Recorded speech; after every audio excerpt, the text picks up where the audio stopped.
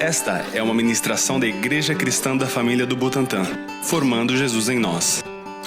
Glória a Deus, glória a Deus. Como eu falei, hoje é um dia de ceia, então é um dia de um outro símbolo muito especial, que é o da comunhão com o corpo e o sangue de Cristo. Paulo escreve sobre isso muito, e nós sempre lemos esse texto, que é um dos mais famosos sobre ceia na Bíblia, quando ele explica para a igreja de Corinto como funciona. Porque em Corinto estavam cristãos que não eram só judeus, eles eram gregos. Então havia uma outra concepção sobre aquele assunto da comida, era um banquete, as pessoas se reuniam e não era assim que nem agora, um pequeno cálice, um pequeno pedacinho de pão. Era realmente uma ceia, como Jesus fez com os seus discípulos, a última ceia, era comida mesmo, jantar. Então Paulo vai explicando que era além daquilo, que não era uma questão só de alimentar o corpo, era uma questão espiritual. E aqui em 1 Coríntios 11, no final do capítulo, ele chega no ponto que eu quero abordar com vocês hoje aqui. Então, ele fala assim a partir do versículo 26.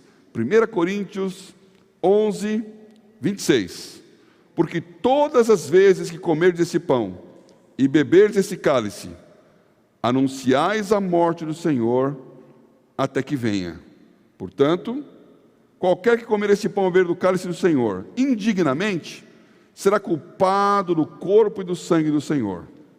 Examine-se, pois, o homem a si mesmo, e assim coma deste pão e beba deste cálice. Porque o que come e bebe indignamente, come e bebe para a sua própria condenação, não discernindo o corpo do Senhor.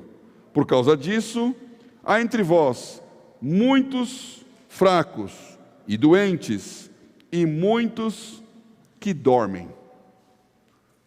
Eu já falei algumas vezes sobre esse texto, e é bom repetir aqui, porque ele tem um valor sobrenatural e espiritual muito forte. Ele começa dizendo que nós temos que tomar a ceia em memória do que Jesus fez, anunciar a morte do Senhor até que venha. Então, todo mês, nós como igreja cristã na família, nos reunimos no último domingo e celebramos a ceia. Em alguns lugares, isso é toda a reunião, todo domingo tem uma ceia. É uma memória, é uma lembrança. Até Jesus voltar, nós vamos aqui fazer isso. Nós estamos participando da comunhão. A comunhão em si, ela tem a autoridade de perdoar pecados? O pão, ele tem um valor intrínseco sobrenatural? Ou vinho? Não. Como eu disse no começo, ele é um símbolo. É um símbolo que é uma verdadeira figura. Como Pedro fala quando se refere ao batismo, dizendo da arca, que era um símbolo, uma verdadeira figura. 8 pessoas entraram naquela arca e foram batizadas no mar. E foram salvas. Então aquela história representava uma realidade espiritual. Essa história aqui representa uma realidade espiritual. Pão e vinho. Agora ele continua dizendo: se você comer e beber esse pão indignamente, será culpado do corpo e do sangue do Senhor. Comer e beber indignamente. O que significa isso? Ele continua aqui dizendo: examine-se então e coma desse pão, porque o que come e bebe indignamente, come para a sua própria condenação, não discernindo o corpo do Senhor. Então o segredo aqui para descobrir se é indigno ou é indigno, é entender o discernir do corpo do Senhor. O que é discernir o corpo? Discernir é entender, conhecer, ter revelação, ter conexão, você entender o que está acontecendo. E eu dou sempre esse exemplo: quando você coloca um quebra-cabeça do corpo humano para uma criança, como ela sabe o que é um corpo humano, ela tem na sua mente a ideia de corpo, ela enxerga aquelas peças soltas e ela discerne o corpo. Então ela sabe o lugar da cabeça, sabe o lugar do tronco, sabe o lugar das mãos, dos membros superiores, membros inferiores, e ela monta então o corpo. A partir das partes, dos pedaços, ela monta o todo, porque ela tem o discernimento do que é um corpo. Seria muito estranho você ter um corpo humano que o pé está no lugar da cabeça e a cabeça está no lugar do pé. É uma aberração. Porque quando você olha, você não enxerga ali um corpo. Não discernir o corpo. Então, discernir o corpo é saber o que é um corpo, quais são as suas partes, quais são as suas funções. Por isso, quando você vem a uma igreja, mas não sabe o que é igreja, você não está discernindo o corpo.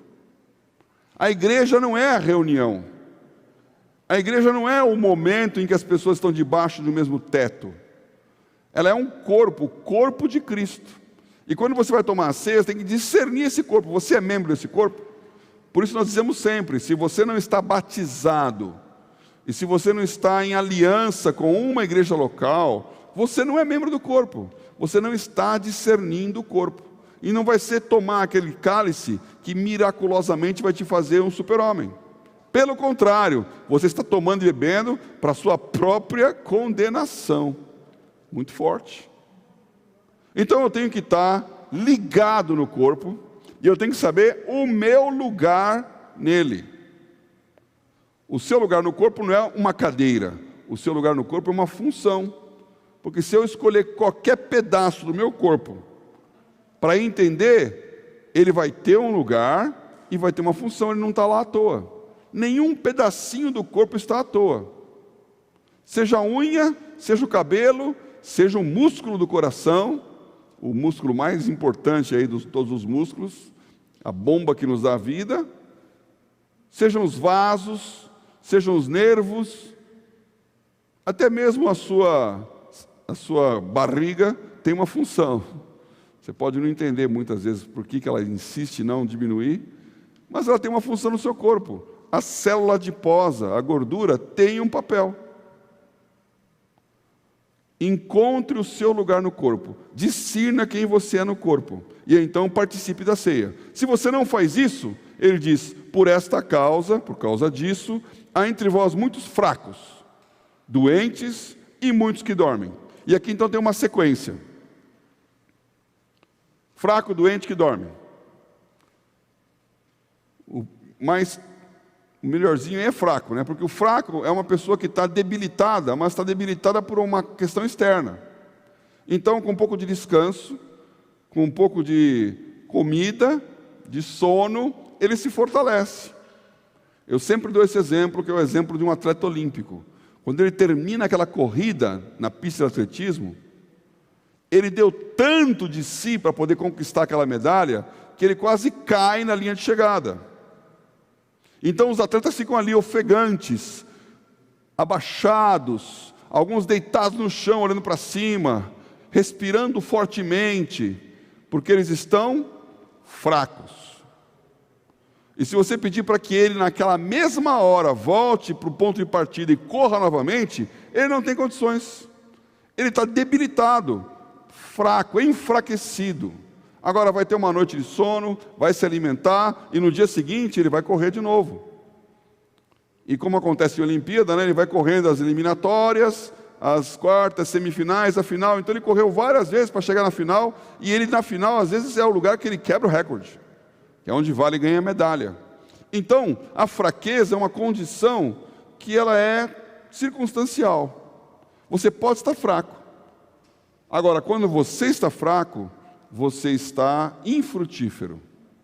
Quando você está fraco, você não é produtivo. Quando você se enfraquece espiritualmente, você começa a não ser produtivo. Então, um cristão fraco é um cristão que não entendeu bem o que ele tem que fazer. Ele está lá vivendo, ele não morreu, ele não está numa crise, ele não tem um problema interno, mas ele está numa situação de anemia espiritual.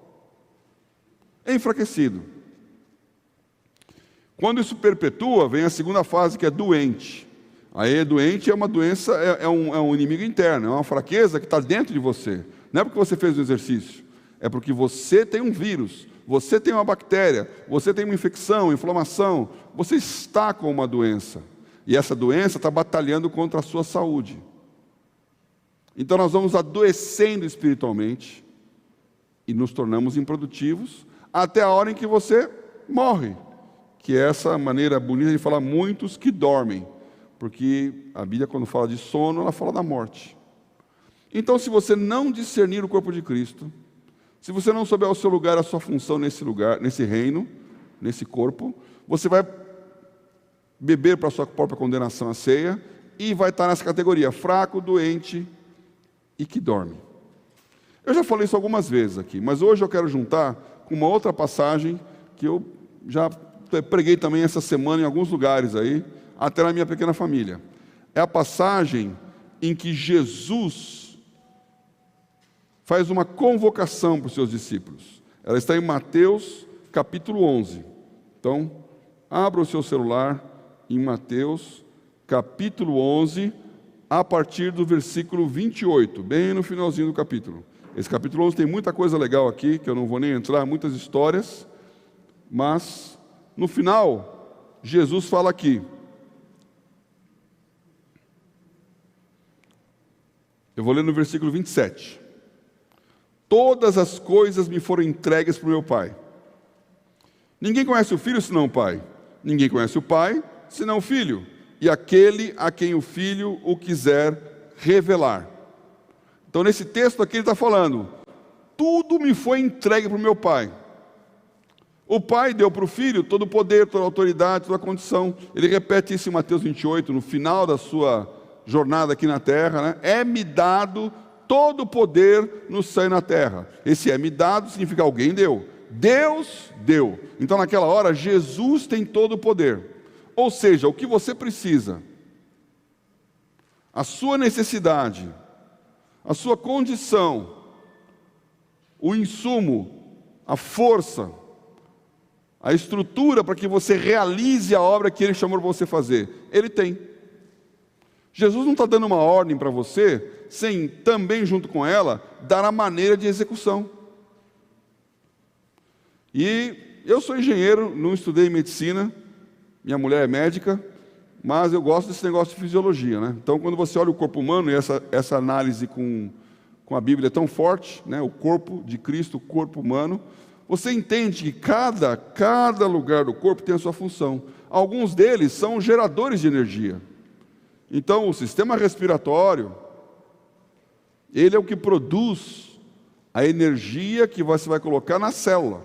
O oxigênio, que é o que você respira e que é o combustível para fazer toda a estrutura de queima do metabolismo do corpo humano. De uma maneira maravilhosa, o seu ar entra, é inalado, chega até lá o pulmão, e aí, então tem uma troca gasosa e entra na hemoglobina do sangue. E essa energia, que é o combustível, ele vai junto, aliás, é o comburente, para ficar bem física aqui a coisa, né? O oxigênio é o comburente, ele vai se encontrar com o combustível, e o combustível é o sistema digestivo. Então você come, vai para o seu estômago, ele vai lá ser tratado no estômago, mastigado, digerido, dissolvido, e entra no intestino. Esse lugar maravilhoso, que as pessoas não gostam muito, mas no intestino está a relação de troca, aquela força, a proteína, o que está de bom na comida, ele passa para o seu corpo, pelo intestino, pelas microvilosidades, que eu não vou nem entrar nessa história aqui. E aí, então, o comburente, que é aquilo que vai queimar, que é o oxigênio, e mais a matéria, viram substância para que todo o seu corpo cumpra o seu papel. O osso vai ser osso, o músculo vai ser músculo, o nervo vai ser nervo, a matéria adiposa, a gordura, a derme, epiderme, tudo vai receber a condição para executar a sua função. Aí o corpo está bem ajustadinho.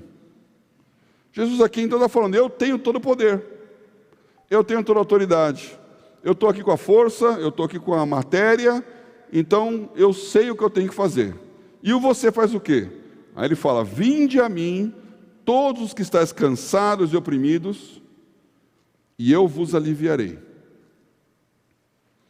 Essa é uma palavra para você aqui especificamente, e para os que estão aqui hoje, a nossa plateia aumentou aqui, estou vendo aqui. As cadeiras multiplicaram. Vamos ver domingo que vem vai estar nossa capacidade máxima em tempos de pandemia, né? Vinde a mim, todos os que estáis cansados e oprimidos. Depois de 4 meses, quase 5 meses dessa pandemia, você está cansado? Você está oprimido? Qual é o efeito de médio e longo prazo disso? Eu lembro muito bem do primeiro culto que eu dei aqui, na quinzena de março, né? Primeiro domingo, perto do dia 15 de março, quando eu falei, olha, essa história, essa crise, ela tem 3 fases. A primeira fase é a fase da saúde médica. A preocupação vai ser não se contaminar, não pegar a doença. Mas vai durar meses. E depois de alguns meses, vai passar o ciclo. Na cidade de São Paulo, esse ciclo está passando. Razão pela qual as igrejas estão voltando a se reunir novamente. O comércio está abrindo, a vida está lentamente voltando ao normal, com toda a preocupação, com todo o cuidado, mas claramente o número de mortos já baixou, o número de infecção hospitalar, de contaminação no hospital diminuiu também, os leitos de UTI estão liberando. Essa semana saiu a notícia de que o governo, na rede pública, porque a privada então já veio até antes disso, na rede pública já está falando de liberarem leitos que eram direcionados para tratamento da Covid, para as doenças normais que continuam acontecendo. Na cidade de São Paulo, já há quase um mês, ou até mais de um mês, o número de mortos total é menor do que o ano passado. Ou seja, na cidade de São Paulo morre menos gente no mês de julho do que morreu em julho de 2019. É óbvio que nessa abertura você vai ver um grande número de mortos devido à Covid. Mas são sinais de que esta crise aqui conosco já está passando. Em outros lugares está aumentando. Porque eles estão se contaminando e, como foi dito desde o começo, não tem cura, não tem vacina, tem tratamento. Então agora nós estamos mais espertos no tratamento, e se você tem algum sinal, você precisa se tratar. Há já hoje conhecimento médico para prevenir que você não precise chegar a uma UTI, para ter um respirador, para poder se tratar. E isso eu vejo assim, direto e reto, né? Nós estamos falando em vários lugares. A Leni, que é médica, como eu disse, ela está falando com um monte de gente do Brasil inteiro, que fica ligando, perguntando o que eu faço agora. Fez as lives, conversou com outras igrejas. Então, muitos cristãos, eles estão entendendo, eu preciso me tratar. Começam a surgir os sintomas, você precisa de tratamento. As coisas estão nesta fase. E mais um tempo, nós não vamos ter pessoas sendo contaminadas. Mas outro tempo vai ter uma vacina. E aí entra a segunda fase, que é a fase da economia. Seu dinheiro, a sua capacidade de sobrevivência, o que aconteceu com o seu emprego, com o seu negócio. E essa fase dura anos. E aí tem uma fase que vai durar décadas, que é a sua cabeça. Como você se sente? E a resposta é, eu me sinto oprimido. Eu me sinto cansado. Eu estou sem vontade de viver. Eu estou sem perspectiva. Isso, meus amigos, pega mais os jovens do que os adultos. Por isso, hoje é um culto muito importante. Vinde a mim, todos vós que estáis cansados e oprimidos, e eu vos aliviarei. Você que é jovem, tem uma vida pela frente, de repente fala, não tem mais não. Você pode morrer. Então isso já causa uma depressão. Aí você está se formando na sua faculdade, e na hora que você está se formando tem uma crise na economia, não tem emprego nenhum. E vai acontecer isso, muita gente vai ficar desindexada. Ou seja, você estudou 3, 4, 5, 6 anos, quando você vai para o mercado de trabalho, não tem mercado de trabalho. Está todo mundo desempregado. E essa retomada econômica, ela pode ser rápida, mas ela pode ser lenta também. Isso já aconteceu em vários lugares do mundo, e mesmo no Brasil. Eu lembro dessa crise muito forte nos anos 80, em que as pessoas se formavam e não tinham emprego. Foi quando eu me formei. Não tinha emprego, eu fiz engenharia.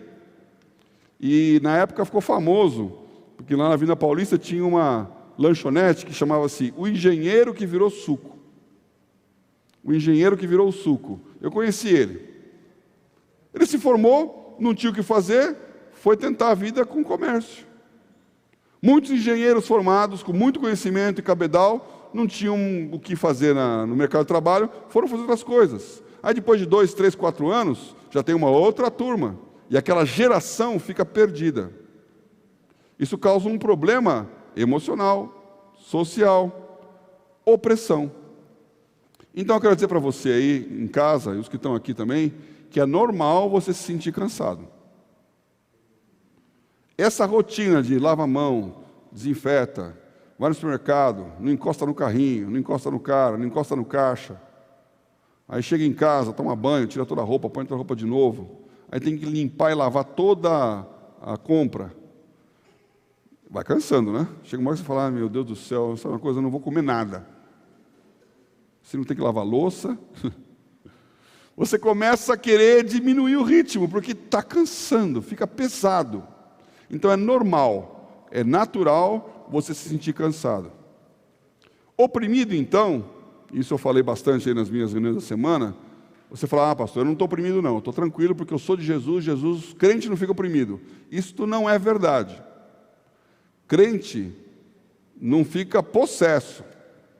Se você é cristão, o diabo não vai incorporar, não vai entrar. E você é travado, você é selado, ele não pode invadir a sua individualidade. Agora, a opressão é justamente isso, é ficar do lado de fora, apertando. Oprimir é apertar, é empurrar para baixo, é subjugar. Então, se você tem um chefe, você sabe o que é opressão. É quando ele começa a dar ordem, mandar, e você vai sentindo aquele peso aumentar. Se você tem uma autoridade, um hierarquicamente superior, você sabe o que é opressão. Se você é casado, você também sabe o que é opressão. Eu ouvi uma concordância aqui em vários lugares, né? E olha que eu não falei homem e mulher, então os dois que... Mas realmente, o marido tem o poder de oprimir a mulher. E a mulher tem o poder de oprimir o marido. Sabe por quê? Porque quando você está em casa, você teoricamente está num lugar de descanso, está num lugar de refúgio, está num lugar onde você pode ficar em paz. E aí tem uma voz que fica ali, plá, plá, plá, plá, plá, plá, plá, plá, plá, e você começa a ficar oprimido. Seja a mulher tagarelando no ouvido do marido, seja o marido jogando peso em cima da mulher. Então vocês se oprimem. E pais oprimem filhos. Hoje tem até filho que oprime pai, porque também tem filho hoje que tá demais a coisa. Mas normalmente o pai que tem a autoridade de oprimir o filho. Então, oprimido é uma situação mais comum do que você imagina. A diferença é que você pode ser oprimido, apertado e não deformar. Então, se tivesse aqui um copinho de plástico como esse aqui, né? Não vou fazer essa experiência porque é difícil. Mas se eu apertar esse copinho, ele deforma. Se eu apertar com força, a água vai jorrar. Porque ele não tem estrutura para ser muito oprimido. Se eu pegar um copo de vidro, eu aperto e nada acontece. Pelo menos não na força natural que o homem coloca. Você pode ser mais firme, mais forte e resistir melhor, ou resistir menos. Mas você é oprimido. Opressão do lado externo. E Jesus está falando, eu vos aliviarei. Porque quando você está apertado, você conecta com Jesus e descarrega. Lançai sobre vós, sobre ele, né? Todas as vossas ansiedades. Ele tem cuidado de vós. Então você pode ser liberto, nivelado, restaurado, quando chega perto de Jesus. Esse texto é muito importante na ceia. Vinde a mim, todos que estáis cansados e oprimidos. E é ir até onde ele está. Não é esperar que Jesus venha, é você que faz a jornada. Você que vai chegar nele e falar, eu estou oprimido. Na continuação ele diz, tomai sobre vós o meu jugo, aprendei de mim, que sou manso e humilde de coração. Porque o meu jugo é suave e o meu fardo é leve. Nós vamos participar da ceia aqui agora, eu preciso explicar então, jugo e fardo. É uma palavra que não é muito comum no vocabulário do pessoal da cidade, né? Mas jugo é a canga, é aquele pedaço de madeira que no interior, ou antigamente, as pessoas colocavam sobre carros de bois ou sobre cavalos, aqui no pescoço, uma trave de madeira que ligava um boi ao outro. Então aquela parelha de bois, aquela dupla, ela ia andando e puxando o carro, juntos, alinhados pela canga, pedaço de madeira que pega no pescoço. Isso é que a Bíblia fala que é jugo. Ou seja, o jugo é algo que te prende, é algo que te restringe. Você não pode fazer o que você quiser, você tem que fazer aquilo que o seu companheiro está fazendo. Então o fazendeiro, ele colocava o boi que já era experiente e um boi novo junto. Quando o boi novo queria ir para o caminho, o outro segurava, tinha que ficar preso ali, então ele ia andando no caminho certo. O jugo alinha, foca, direciona. E Jesus está falando, eu tenho um jugo. Ou seja, se converter e se tornar cristão não é fazer o que quiser. Agora eu tenho a liberdade em Cristo, então eu faço o que eu quero, eu sou dono do meu nariz. Jesus está falando, tomai sobre vós o meu jugo e aprendei de mim. Ele vai te ensinar como é que você tem que se comportar, como é que você tem que se alinhar, o que você pode ou não pode fazer. Por quê? Porque existe um propósito, e o propósito é carregar a carga. Eu pergunto às pessoas, e o que é a carga? A carga que o diabo coloca na gente. A carga é o mal, é a opressão. Não, esse já ficou no versículo anterior. Jesus diz, o meu jugo é suave e o meu fardo, a minha carga, é leve. Então eu quero dizer para você que na igreja, no reino de Deus, você tem um jugo e tem uma carga. A carga é o que Deus quer que você carregue. Então aquele carro de bois é como se fosse uma caminhonete. Você coloca a carga e leva para os lugares. Então o seu papel é carregar essa carga para onde Deus quer que você carregue. E ele está dizendo, a carga é leve. Ou seja, não vai explodir a sua capacidade de carregar. E você vai carregar para o lugar onde o jugo coloca. E o jugo é suave. Ele não vai te machucar. Ele não vai te apertar. Ele vai te direcionar. E tudo isso acontece então aqui nessa ceia. Você vai ter um jugo de Jesus, da igreja. Você vai ter uma carga, que é o que Ele quer que você faça. E você vai estar junto. E aí vem o último versículo que eu quero ler com vocês. Porque a pergunta aqui é então, bom, se eu tenho que discernir o corpo de Cristo, que é o meu lugar e a minha função. O meu lugar no corpo define o jugo, porque ele vai alinhar você aonde Deus quer que você esteja. Senhor, eu quero ser a língua do corpo, porque eu gosto de falar bastante. Não, você vai ser a orelha, que vai ficar ouvindo os outros. Então não é o que você quer, é onde o Espírito Santo quer colocar você. Eu quero ser o osso do corpo de Cristo, porque eu não gosto desse pessoal pentecostal, que fica falando e berrando, essas células nervosas aí, eu prefiro ficar aqui mortinho, como se fosse um osso. Bom, o corpo de Cristo tem realmente, tem todo espectro de pessoas, e cada um tem um estilo, e faz parte do corpo. Então a igreja ela é multiforme, mas você tem que ficar no lugar aonde Deus te colocou, e quem determina isso é o jugo, vai alinhar você no foco. A segunda coisa é a sua função nesse lugar. Eu existo para cumprir um papel, você vai ter que carregar uma carga. E essa carga é leve, e esse jugo é suave. Então, meu irmão, agora você completou o nosso quadro. Nós vamos aqui tomar a ceia. Nós vamos celebrar a ceia juntos. Isso significa que você vai ser aliviado do seu cansaço e da sua opressão. Esse é um momento super importante. Não interessa como é que está a coisa lá fora, nesta hora você vai ser aliviado da carga e da opressão. E uma vez que você esteja bem, você então vai poder alinhar-se com o jugo de Cristo e levar a carga. Qual o versículo que eu queria ler? É o versículo que fala da carga. Gálatas, capítulo 6, no versículo 2. Paulo, falando para os Gálatas, dá esse conselho: levai as cargas uns dos outros, e assim cumprireis a lei de Cristo.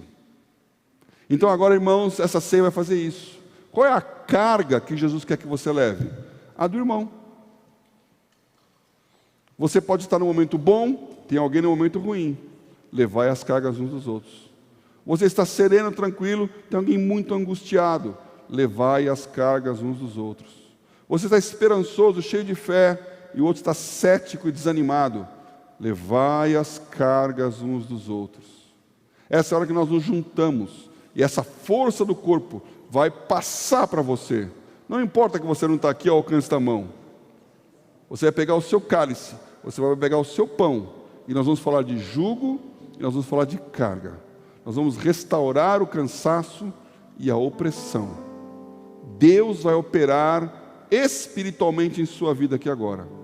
Nós vamos restaurar a sua força, e nós vamos direcionar o seu caminho, para que você não fique para trás. Ninguém vai ficar para trás. Ninguém vai ficar para trás.